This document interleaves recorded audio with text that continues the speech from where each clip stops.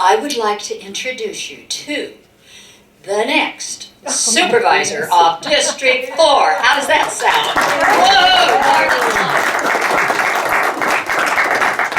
Whoa, Wow, we're just missing the big drum roll. That's what we got. Pima County is a beautiful place to live, yet our friends and our businesses are leaving our county because they're finding it just too difficult to stay here financially. Can you all hear me okay with this thing here? Our county board spends recklessly. They mismanage our taxpayer funds, and when they're done spending our taxpayer money, they do this for more. Yet amazingly, our core county responsibilities remain unmet. It makes me wonder, where is all our money going? Well, I can tell you where it's going. I've been going to the Board of Supervisors meetings for a year. Like Lou said, that's where we met. And folks, it is being wasted. Watching this board waste our taxpayer money and drive our county into the ground is the entire reason why I am running for Pima County Supervisor.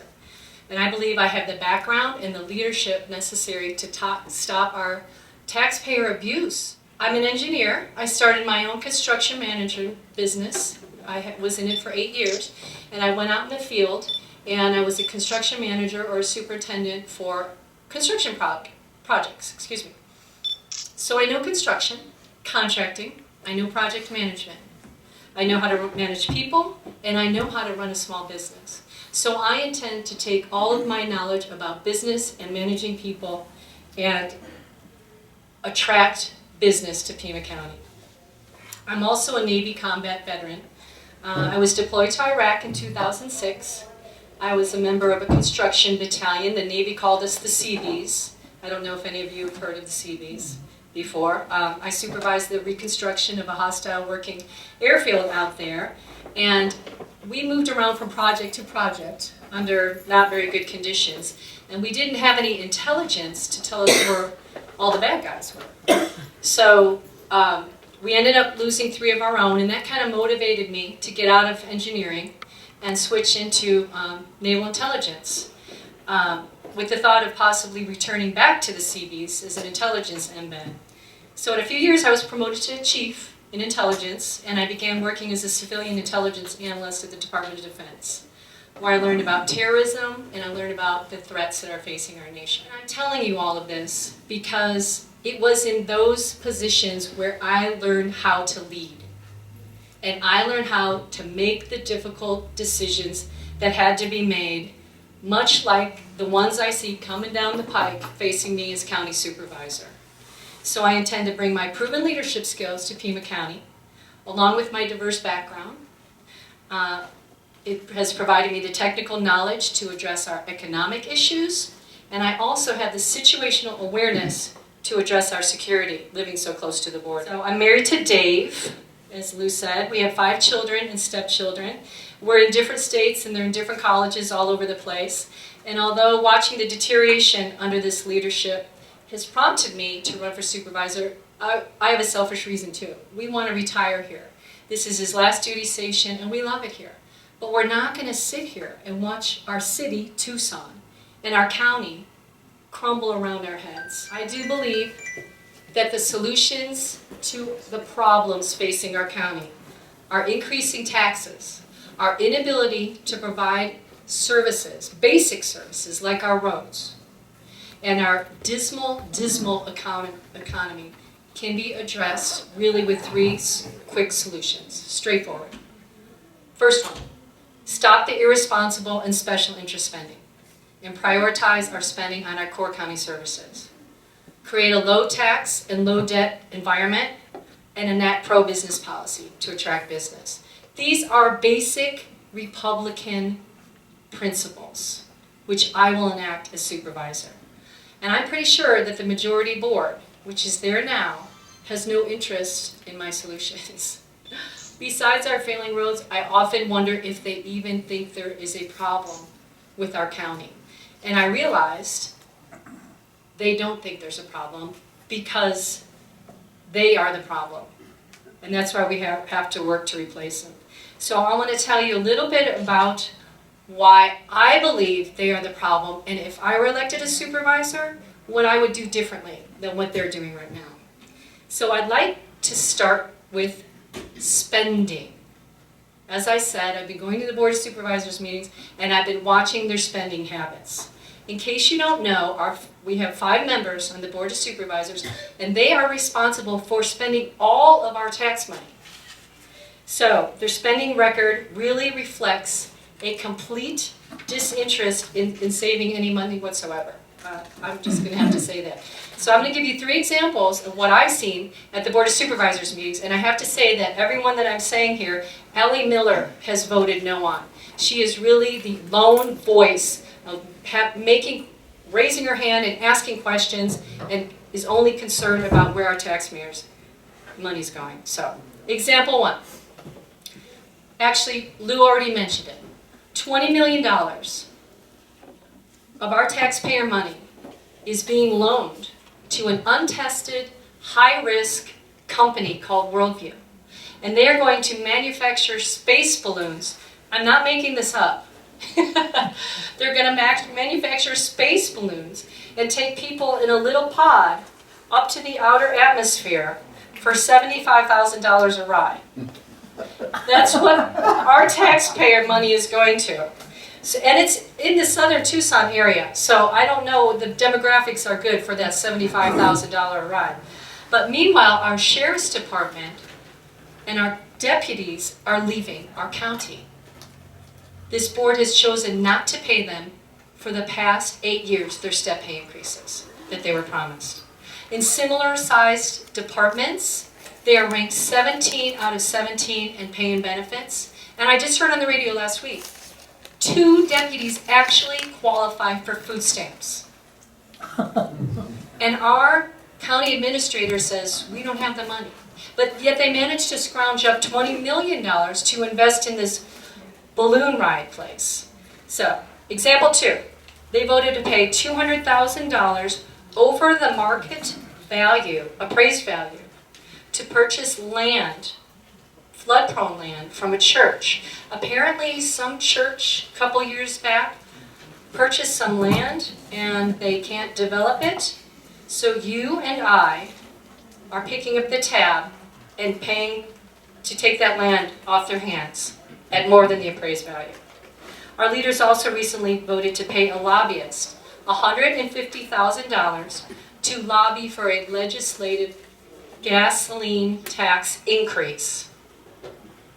I'll say that again. We're paying a lobbyist to increase our taxes. That's it in a nutshell. This is in addition to the vigorous lobbying efforts of Ray Carroll, our own Ray Carroll, to increase the gasoline tax, because he supports that too. These 3 votes alone total $21 million of wasted money in 3 simple votes. Money that could have paid our deputies, and with the leftover could have filled 682,000 potholes, just with 3 votes of wasted money. If elected, I will vote no to this nonsense and this type of special interest spending and irresponsible, and prioritize our wasted money on our roads and on our safety. Stop raising taxes and debt. That's my second solution. It sounds easy enough, right? Our secondary property taxes have gone up 7 times since 2013. Every supervisor except Supervisor Miller supports a gas, excise, and sales tax just this year. That's for 2015. That includes our Supervisor Carroll. Additionally, Pima County is $1.4 billion in debt. That's with a B, billion. And we have more debt than all other Arizona counties combined. In considering our debt situation, this board still voted 4-1 to put the $816 million worth of bonds on the ballot. And despite our supervisors' best efforts to have them pass, they did all fail. And that's because of all of you that were educated. Yes. It would have added over $1 billion to our $1.4 billion in debt. By contrast, I worked very hard along with Ginny Crawford and Lou and Angie and a lot of people to defeat these bonds. We spoke and we wrote against them. I fought against them because I believe we cannot tax and spend our way to prosperity. I also am against automatically raising taxes and selling bonds to pay for our basic services, and instead support prioritizing the money we have to provide services.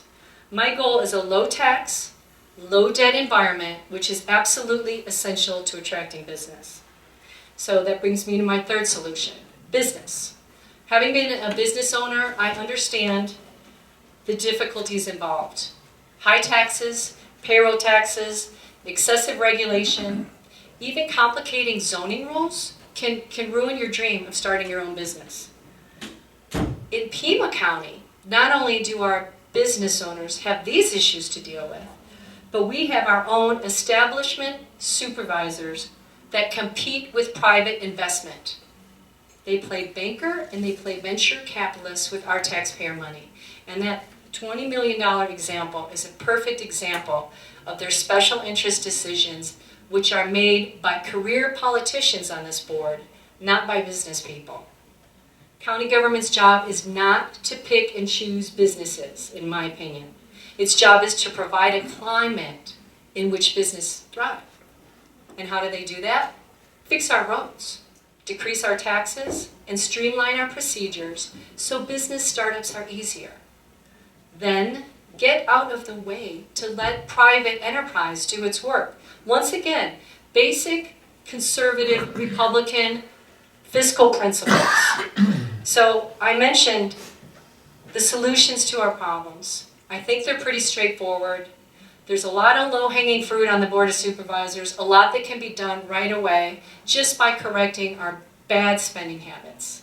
That's the first start. So if you agree with my ideas and my solutions, I would appreciate and I ask for your support and I ask for your vote. So this primary may determine our next supervisor. It's up in the air right now, and I'll get to that in a minute. But please don't skip it. Please don't skip the primary.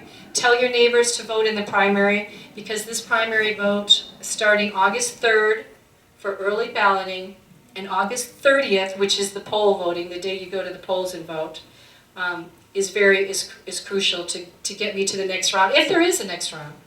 And although your vote is important, I do need your support too, financially.